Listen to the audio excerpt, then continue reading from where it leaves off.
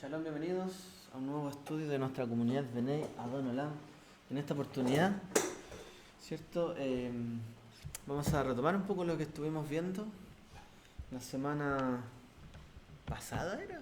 ¿O la antes pasada? ¿Qué pasó la semana pasada? Estoy perdido. Ya. Tuvimos una interrupción en nuestro servicio, ¿cierto? En la tarde. Así que no estuvimos en el estudio.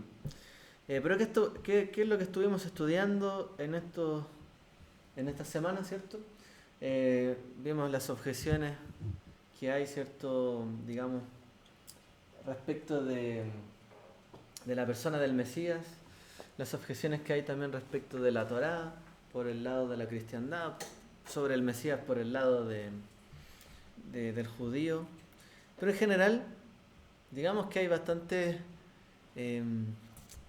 tema que cortar respecto de la persona del Mesías, porque quizás nosotros mismos no entendamos completamente, ¿cierto?, sus enseñanzas. Entonces lo primero que tenemos que hacer como creyentes en él y discípulos es ponernos a estudiar sus enseñanzas. Bueno, hemos estado hablando de que una de las cosas que él hizo fue proclamar el reino de Dios, ¿cierto?, en este mundo.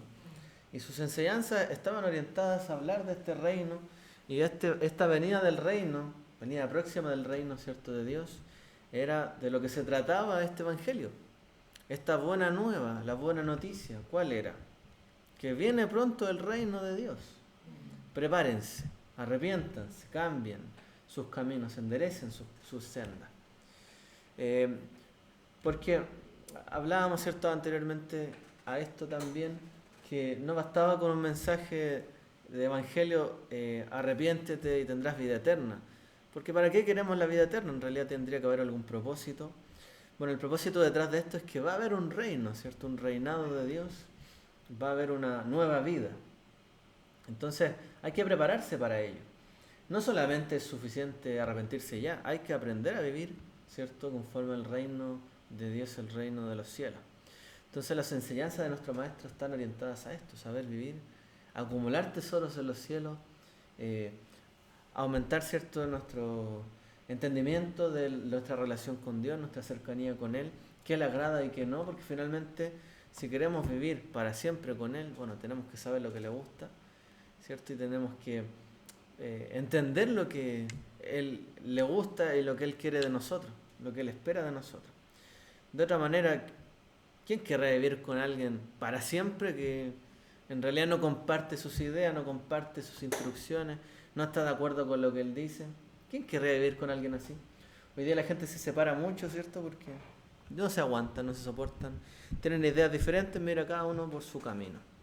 Bueno, queremos vivir para siempre con Dios en su reino, tenemos que comprender sus caminos y qué es lo que Él desea de nosotros, porque si no, en vano.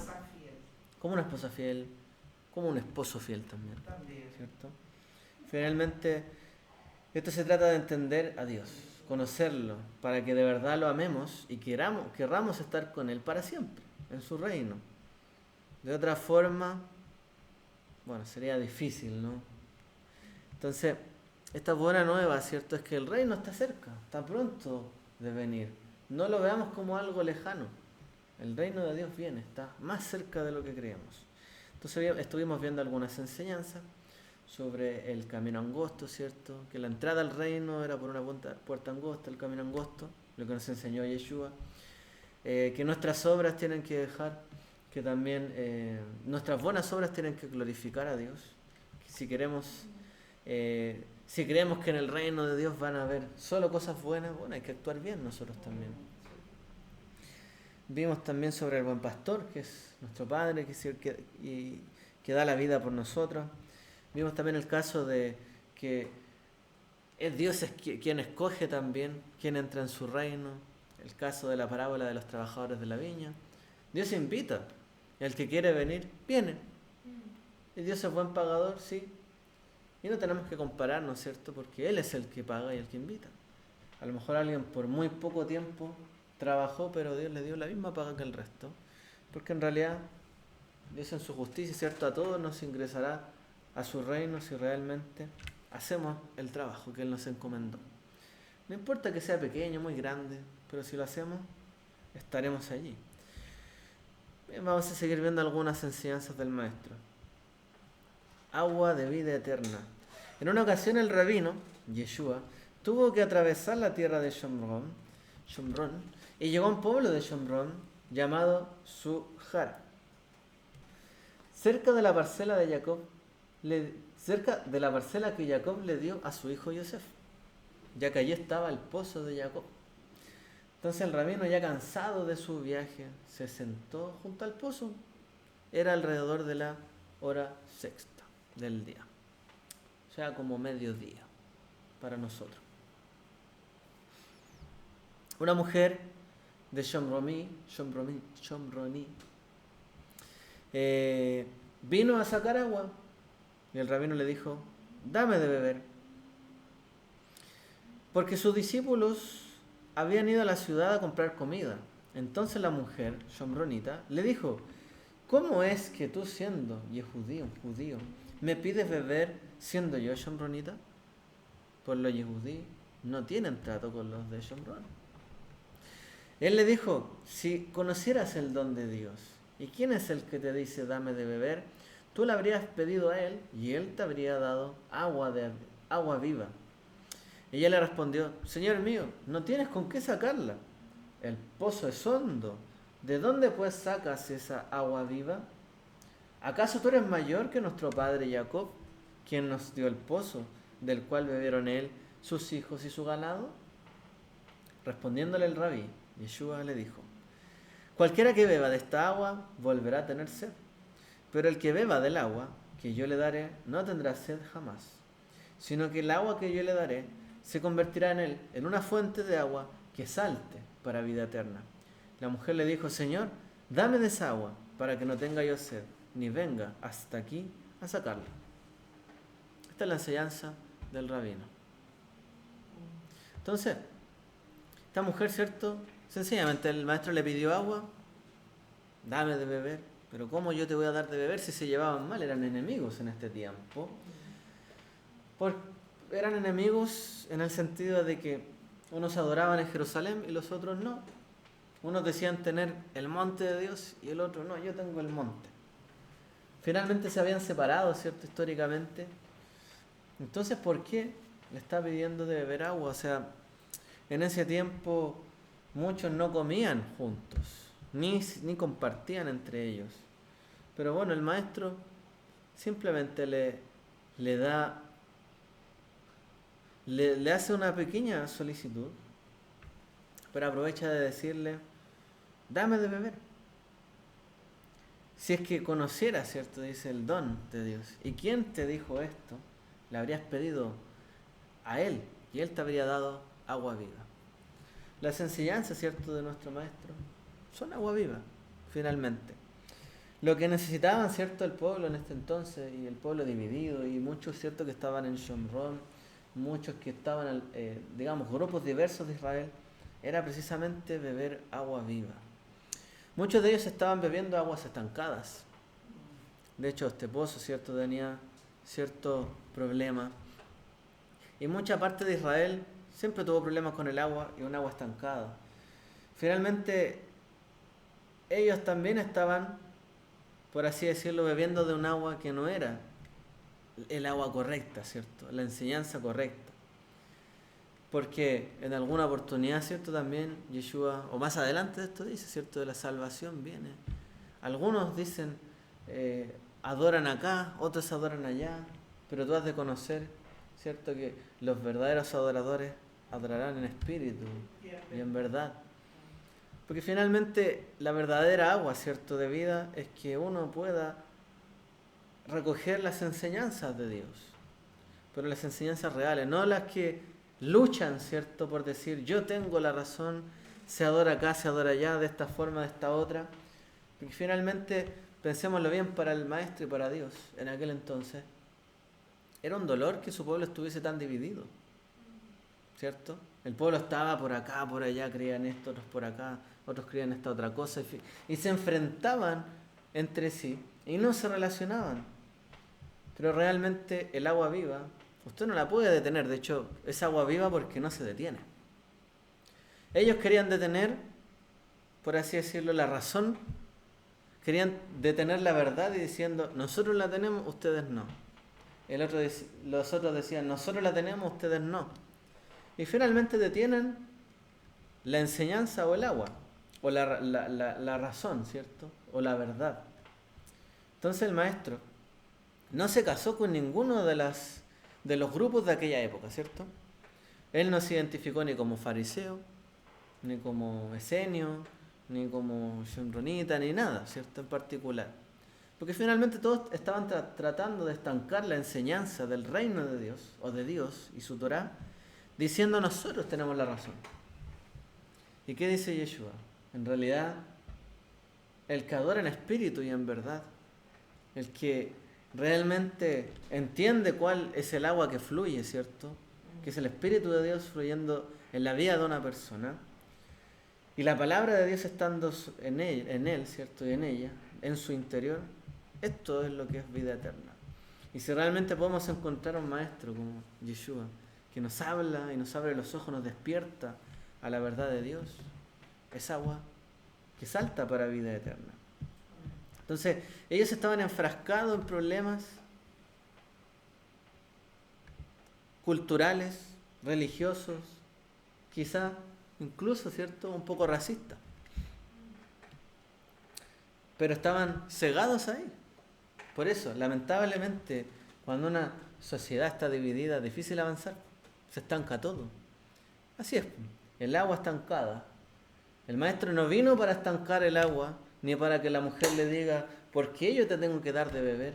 ¿Y por qué no? Ah, porque eres de Shomron. ¿Por qué no?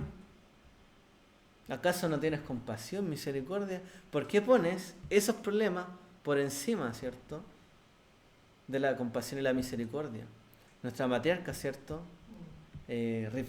Rachel, y ella dio de beber. Estoy bien, ¿cierto? ¿O es Rivka? Rivka, sí, había dicho bien primero. Rivka dio de beber al hombre, a sus visitantes, a sus animales. Y tuvo misericordia y corrió a hacerlo. Demostró, ¿cierto?, las cualidades. Pero esta mujer lo primero que estaba diciendo, ¿y por qué yo te tengo que dar de beber si tú eres judío, yo soy de Shomron? Qué mal estaba el pueblo en aquel entonces, ¿no? Tristemente, estaban estancando el mensaje de Dios a través de sus problemas y sus divisiones. ¿Qué es lo que desea Dios? Misericordia, compasión, que abunde y que fluya, ¿cierto?, su palabra. En el reino de en el reino de Dios no puede haber un estancamiento de la verdad o de la enseñanza. En el reino de Dios, ¿cierto?, no puede alguien decir, ¿puedo ayudarte? Es que, o no puedo ayudarte por tal cosa, pero ¿por qué? Imagínese en el reino de Dios, usted ve a un católico, un cristiano, no sé, y un evangélico, y ninguno se saluda. Y uno se pide ayuda al otro y ninguno se la da. ¿Usted cree que eso es un cuadro que podría existir en el reino de Dios? Si una persona de verdad busca, ¿cierto?, palabra de vida, si una persona de verdad necesita ayuda, no necesito más para poder ayudarlo o tenderle una mano, ni saber de dónde viene. Eso no es así. Entonces, lamentablemente el pueblo estaba enfrascado en esto y el reino de Dios no se trata de esto ni de cualquier otra división, sino de agua que salta para vida eterna y que fluye. Preguntamos entonces, ¿quién es mi prójimo? Otra enseñanza del maestro. ¿Quién es mi prójimo? Porque hay quien decía, o esta mujer pensaba, bueno, yo no soy tu prójimo. De hecho, los sabios, ¿cierto?, en el Talmud, o digámoslo con todas sus palabras, los fariseos en el Talmud, cuando se preguntaron quién es mi prójimo, pusieron condiciones de quién era el prójimo. No cualquiera es mi prójimo. Mi prójimo es el que está en la misma parada que yo. El que obedece la Torá está en lo mismo que yo. Si no, no es mi prójimo. Esos saduceos no son prójimos. Se tratan horrible en el Talmud. Entonces, ¿quién es mi prójimo? Porque a Yeshua prácticamente le hacen esta pregunta como que no fuera el prójimo, que te está pidiendo una ayuda. En un momento un sabio se puso de pie y quiso poner a prueba al maestro. Le dijo: Rabí, ¿qué debo hacer para heredar la vida eterna? El rabino respondió: ¿qué está escrito en la Torá? ¿Cómo lo lees? El hombre respondió: amarás al Señor tu Dios con todo tu corazón, con toda tu alma, con todas tus fuerzas y con toda tu mente, y a tu prójimo como a ti mismo. El rabí le dijo: has respondido correctamente, haz esto y vivirás. Pero el sabio quiso justificarse y le dijo al maestro: ¿y quién es mi prójimo? De nuevo, aquí vamos. ¿Qué dice la Torá? Amarás al Señor tu Dios con todo tu corazón, con toda tu alma, con todas tus fuerzas, y agrega aquí con toda tu mente, y a tu prójimo como a ti mismo. Y va la persona y le pregunta: ¿y quién es mi prójimo? Como el meme, así que todos se toman aquí la cabeza. ¿Quién es mi prójimo? Bueno, lamentablemente ellos condicionaban quién era su prójimo. Yeshua respondió y dijo: un hombre bajaba a Jerusalén, a Jericó, y cayó víctima de unos ladrones. Lo despojaron, lo golpearon y se fueron dejándolo medio muerto. Casualmente, un sacerdote bajaba por ese camino, y al verlo se pasó de largo. Asimismo, un leví, al llegar a ese lugar y verlo, pasó de largo, un levita. Pero un shomroní, un hombre de Shomrón, como el caso que hablábamos, una mujer, iba de viaje y se le acercó, y al verlo sintió compasión. Acercándose, le vendó las heridas, echándoles aceite y vino. Lo montó en su propia cabalgadura, lo llevó a una posada y lo cuidó. Al día siguiente sacó 2 dinares y se los dio al posadero, diciéndole: cuídalo, lo que gastes de más, cuando regrese te lo pagaré. ¿Cuál crees que fue el prójimo del hombre que cayó en la mano de los ladrones? El sabio dijo: el que mostró misericordia de él. Entonces Yeshua le dijo: ve y haz lo mismo. Entonces, claro, el de Shomrón no era mi prójimo. ¿Por qué sería mi prójimo si ellos adoran en otro monte?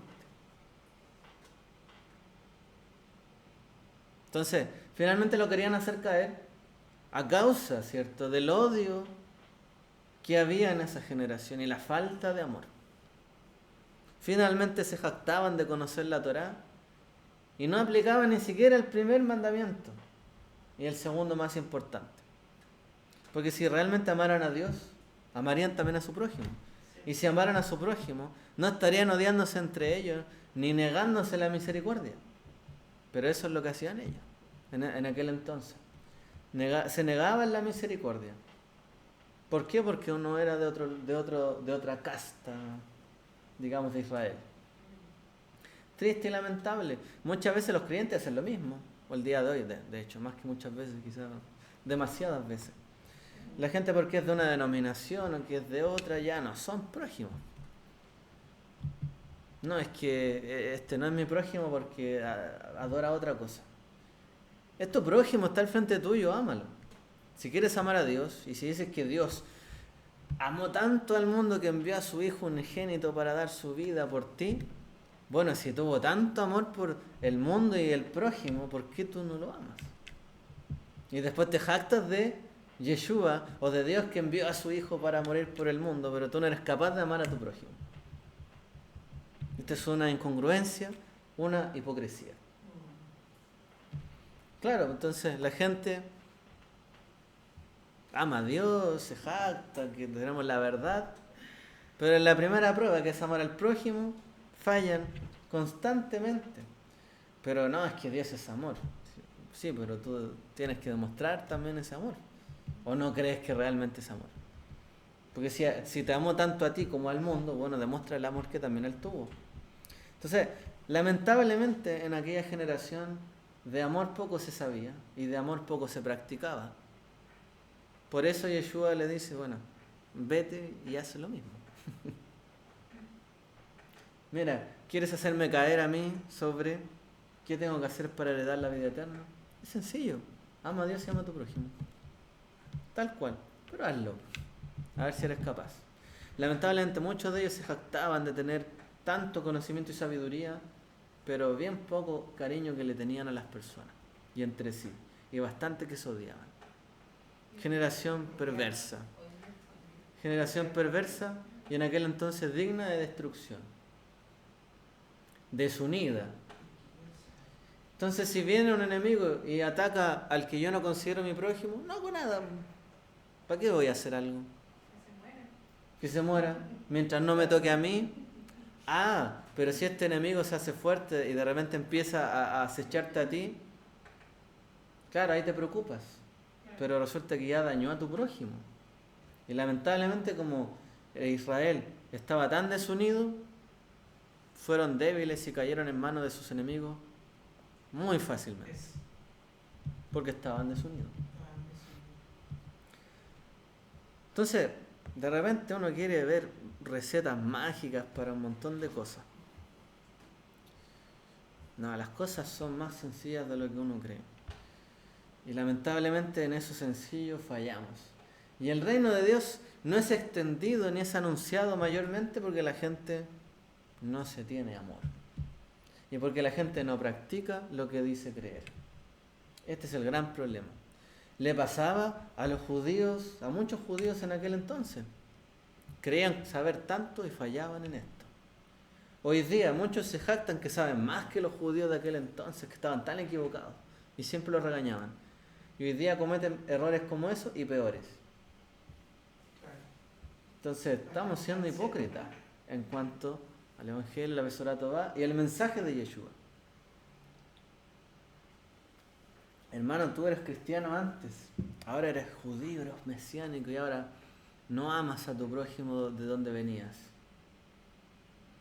Hipócrita nomás. ¿Qué más podemos decir? Sí, pero el mandamiento es para uno. Uno tiene que amar. Oye, si ya no te aman o te tienen rencor por lo que haces y crees ahora, pero tú no puedes odiarlos. ¿O acaso vas a decir o creer, como dice, como Yeshua también confrontó en aquel entonces? Ustedes dicen hay que amar a tu prójimo que te, o sea, a tu prójimo, a tu amigo tienes que amarlo y a tu enemigo odiarlo. ¿Dónde sale eso en la Torá? Entonces, como ahora son enemigos de nosotros, hay que odiarlos. Yeshua confrontó a esa generación por creer eso. Porque decían que había que odiar al enemigo. ¿De dónde sale eso? En ninguna parte. Dice, si todo el mundo ama a sus amigos, ¿qué mérito hay en eso? Más mérito tiene amar a sus enemigos. Entonces, ama a tu prójimo, es que es mi enemigo. No tengo que amarlo, no es mi prójimo. Gente porfiada. Pero lamentablemente quizás todos sufrimos esto. Tenemos que aprender mucho más, ¿cierto?, sobre lo que es el amor. Y quizás ni siquiera hay que aprender tanto, simplemente hay que ponerlo en práctica. Hermano, si alguien tiene necesidad y necesita una ayuda, bueno, ten compasión. Es tan simple como eso. No cierres tu corazón a tu prójimo inmediatamente. Y después digas que Dios envía a su Hijo por el gran amor que tiene en el mundo. Y uno tiene cero amor. No, eso es hipocresía que finalmente en nada construye, ¿cierto?, el reino de Dios en este mundo.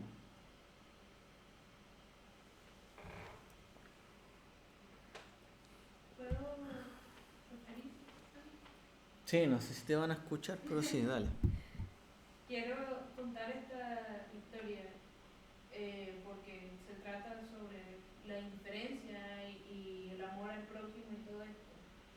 Se cuenta la historia de un pequeño ratón que decidió mudarse a una granja.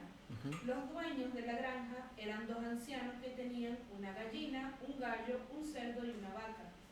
Al pasar de los días, el dueño de la granja se dio cuenta que había un ratón en ella. Al instante fue a comprar una ratonera para atraparlo y terminar con él. El pequeño ratón, al notar el peligro, comenzó a pedir ayuda. Primero fue al gallinero, pero el gallo y la gallina le dijeron que no era problema de ellos y continuaron rascando. Luego fue donde estaba el cerdo. Este respondió que no tenía tiempo.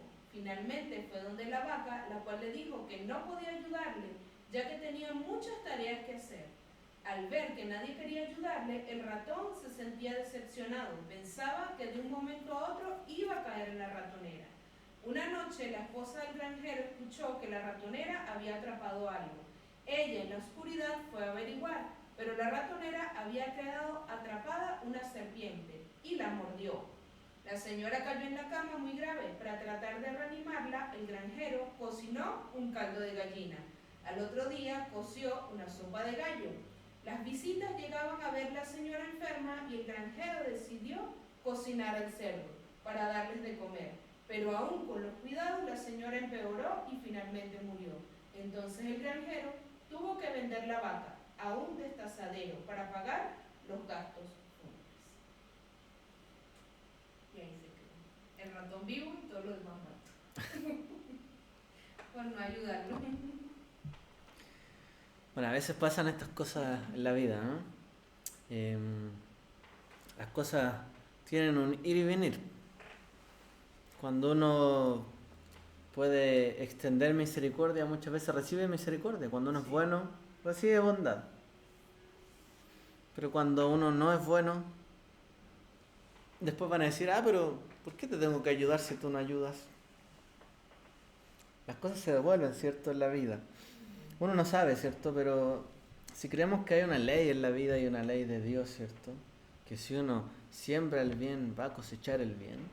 Porque eso es lo que creemos, ¿cierto? Por eso decimos todo es para bien. Bueno, si siembras el bien, te va a ir bien y todo es para bien. Pero si siembras el mal, no te va a ir bien. O no esperes el bien si es que estás sembrando el mal. Entonces, si nosotros creemos en esa ley, de alguna u otra forma se manifiesta en la vida de cada uno de nosotros y de las mascotas y los ratones. Bueno, 2 hijos, otra parábola. O bueno, no es una parábola, simplemente es un ejemplo tocante del reino de Dios. Bueno, en realidad todas las enseñanzas de Yeshua hablan de esto, ¿no? El rabino habló con sus oponentes y dijo, ¿qué les parece? Un hombre tenía 2 hijos. Se acercó al primero y le dijo, hijo, ve a trabajar hoy en la viña. Él respondió, no quiero. Pero después se arrepintió y fue.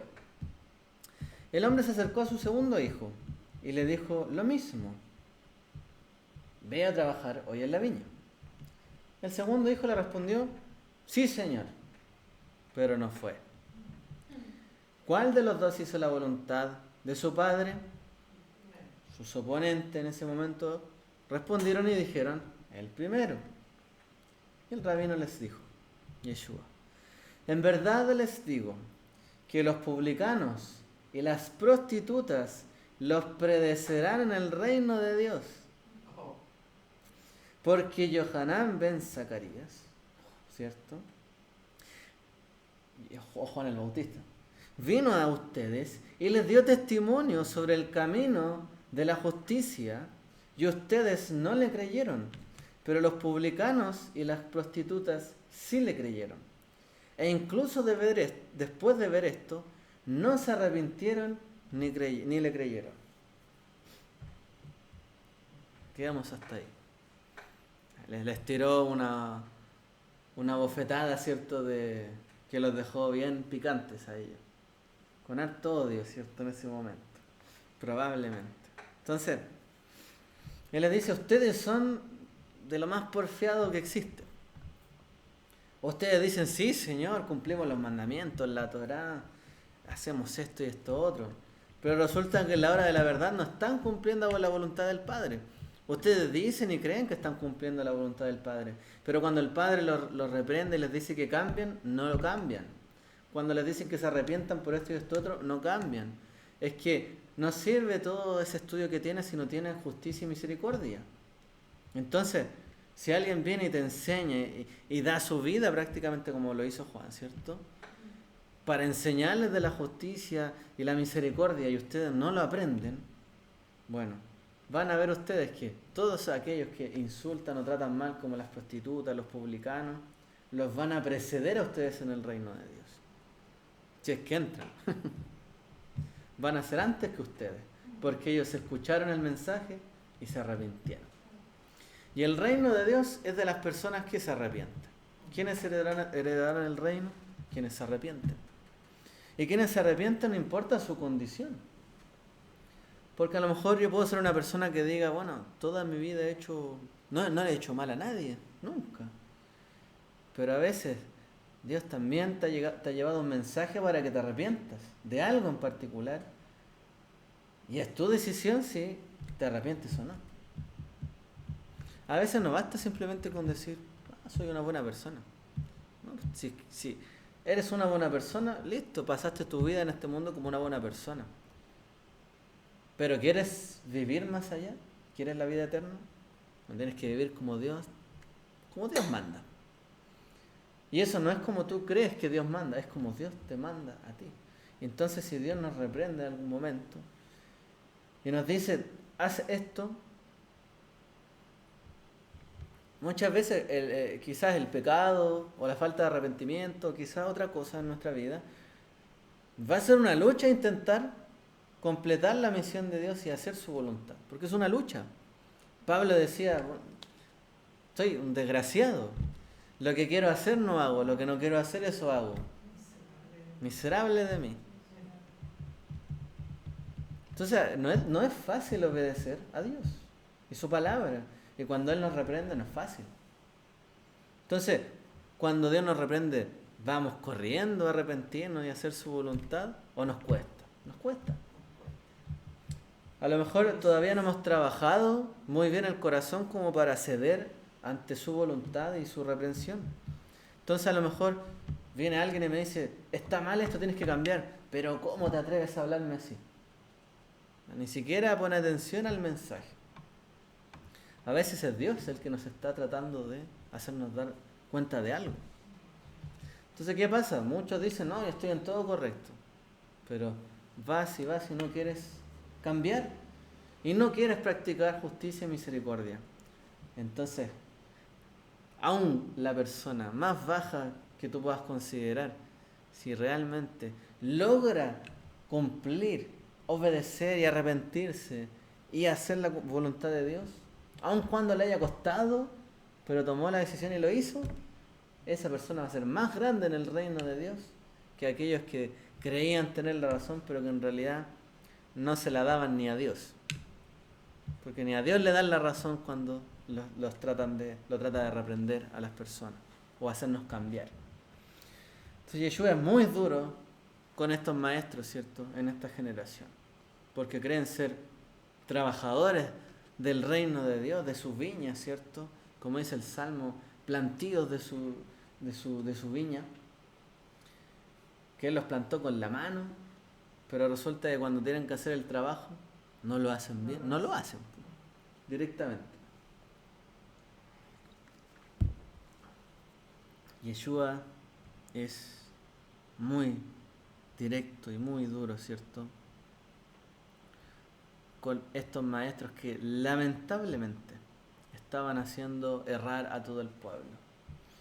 Por eso les termina diciendo Yeshua, no porque le dé la razón a los fariseos, termina diciendo, lo que ellos les enseñan a hacer, háganlo, pero lo que ellos hacen, no los imiten, porque ellos dicen y no hacen, hablan y no practican. No es que le está dando la razón a los fariseos, está diciendo, miren, tienen la Torá, recibieron esto, están hablando literalmente lo que sale ahí, pero cuando llega la hora de actuar, no están actuando así, entonces no los imiten a ellos. Claro, lo que enseñan, y que esté de acuerdo a las escrituras, háganlo, pero no hagan como ellos hacen porque dicen y no hacen. Entonces, ¿qué pasa? Que lamentablemente, por ejemplo, una sociedad puede avanzar bien firme y bien, o una familia, cuando hay un buen liderazgo, por ejemplo, en la madre y el padre. Si hay un buen liderazgo, los niños avanzan bien, ¿cierto? Pero si el liderazgo es malo, padres divididos, es difícil avanzar así. Entonces, por mucho que tengamos referentes que conocen, es que yo soy el padre, es que yo soy la mamá, es que se hace lo que yo digo. Y él dice el papá y la mamá le dice, no, lo que yo digo se hace.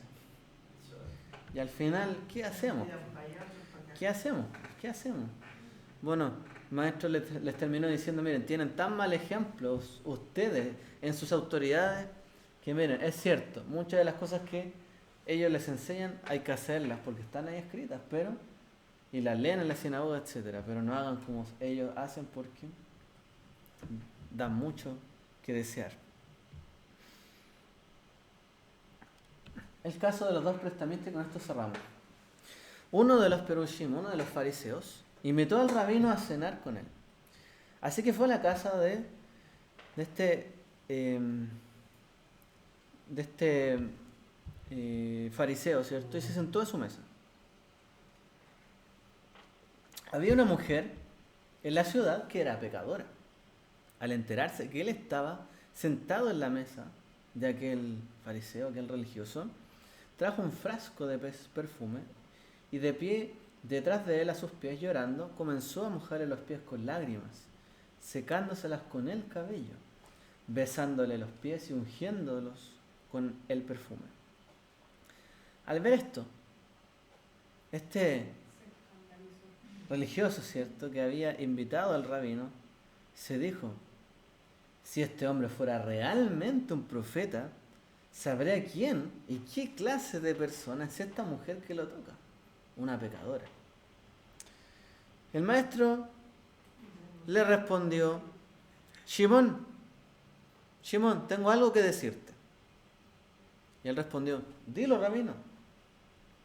Un prestamista tenía 2 deudores. Uno le debía 500 denares y el otro 50. Al no poder pagar, el prestamista los perdonó generosamente a ambos. Entonces, dime tú, Shimón, ¿cuál de los dos lo amará más? Respondió Shimón y le dijo, supongo que aquel a quien le perdonó más. Y le dijo, has juzgado hermosamente. Volviéndose hacia la mujer, le dijo a Shimón, ¿ves a esta mujer? Entré en tu casa y no me diste agua para los pies. Un símbolo de hospitalidad, ¿cierto? En Medio Oriente. Pero ella me los regó con lágrimas y enjugó con sus cabellos. No me saludaste con un beso, pero ella, desde que entré, no ha dejado de besarme los pies. No ungiste mi cabeza con aceite, pero ella ungió mis pies con perfume. Por eso te digo que son muchos pecados le han sido perdonados porque amó mucho, pero a quien se le perdona poco, ama poco. Entonces el rabino le dijo a ella, tus pecados han sido perdonados. Los que estaban sentados a la mesa con él comenzaron a decirse entre sí, ¿y quién es este que hasta perdona pecados? Y dijo a la mujer, tu fe te ha salvado, vete en paz. Es una historia bien bonita, ¿cierto? Bien linda. Claramente es algo que podría escandalizar, ¿cierto?, a cualquier religioso, de hecho, de cualquier época, porque, bueno, es un acto de... Uno ve a una mujer, ¿cierto?, que tiene mala fama, pecadora, besando los pies de un hombre, perfumándolo y tan en el suelo, ¿cierto?, quizás tan rebajada. Pero finalmente ella sabía lo que estaba buscando y era el favor, ¿cierto?, de Yeshua. Porque estaba feliz de que él haya entrado en ese lugar. Había una mujer que era pecadora y al enterarse que él estaba sentado en la mesa, en la casa de allí, llevó lo mejor que tenía y se fue detrás de él para darle la mejor hospitalidad que ella podría tener. Usó todo lo que tenía de recursos, finalmente. Entonces, Yeshua está hablando, ¿cierto?, acá que muchas veces las personas no tienen compasión de otros. Muchas veces hay gente que está en muchos problemas es cierto. Y hay gente que realmente ha cometido muchos errores, es cierto. Pero también es cierto de que Él vino, ¿cierto?, a demostrarnos que Él tiene un gran perdón y un amor, ¿cierto?, por cada uno de nosotros. Lo más importante es que una persona se arrepienta, que una persona le dé el valor a las cosas que son las correctas. Ella deseaba tanto verlo porque había escuchado de él, había escuchado sus enseñanzas y quizás había pensado, a lo mejor ella estaba por cambiar y estaba cambiando y alguna palabra del maestro la había hecho cambiar. Quería estar ahí con él, cambiar su vida. No sé si ustedes se han fijado, pero hay personas que a veces llegan a las comunidades. Yo me he fijado, quizás no es tan seguido, pero hay gente que siente tanto amor por Dios, que cuando una persona, me pongo como ejemplo, quizás con una vida que considero bien, tranquila, normal, pero al hablar de ciertas cosas, es tanto el impacto que esta persona puede llegar a tener, o que una palabra, ¿cierto?, siendo usada a través de uno como un instrumento, ¿cierto?, de Dios, puede cambiar la vida de alguien, que es impresionante cómo desean estas personas escuchar, cómo desean estas personas estar ahí cerca, ¿cierto?, de una palabra o de alguien que represente finalmente lo que Dios o lo que quieren recibir de Dios. Muchas veces puede ser una madre, un padre, un hijo o cualquier persona que en algún momento cambió, sintió un llamado tan fuerte que necesito escuchar de ti. Como alguna vez tú me has contado, hasta una persona que puede estar en una cárcel. Acercarse a una persona solo para querer tocarla, es que solamente quería acercarme a usted porque sé quién es, qué es lo que representa. Y eso que representa finalmente es de Dios.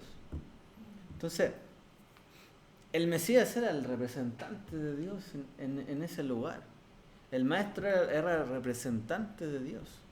Digno honor tener en la casa de uno a alguien como Yeshua, ¿no? Pero aquel fariseo no estaba valorando quizás. Y no es que Yeshua quisiera hacerse valorar, porque él nada le hubiese dicho al hombre que lo recibió en su casa, aunque no fuera con la mayor hospitalidad.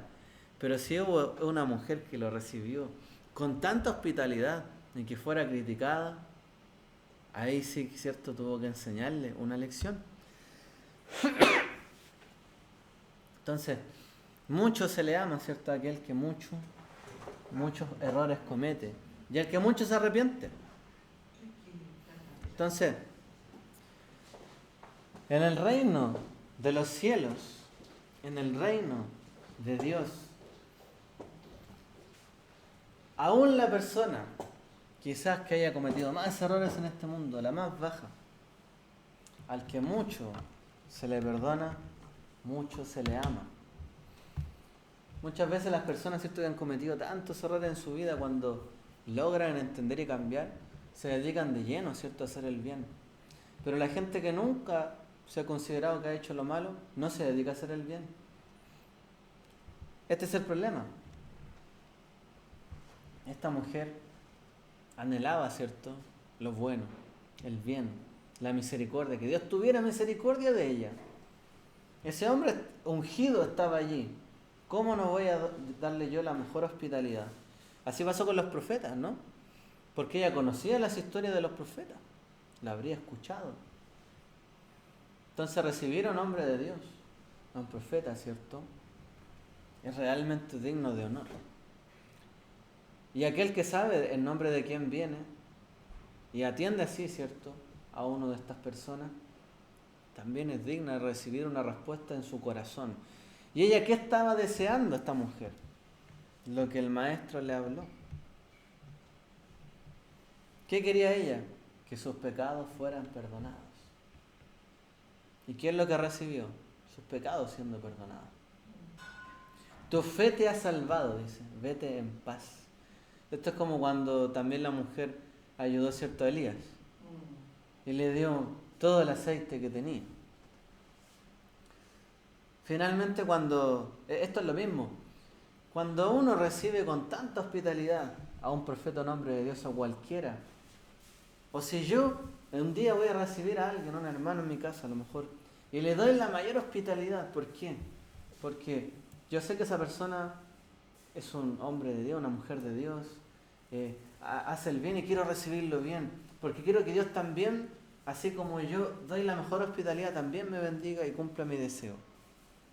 Es que de esto se trata.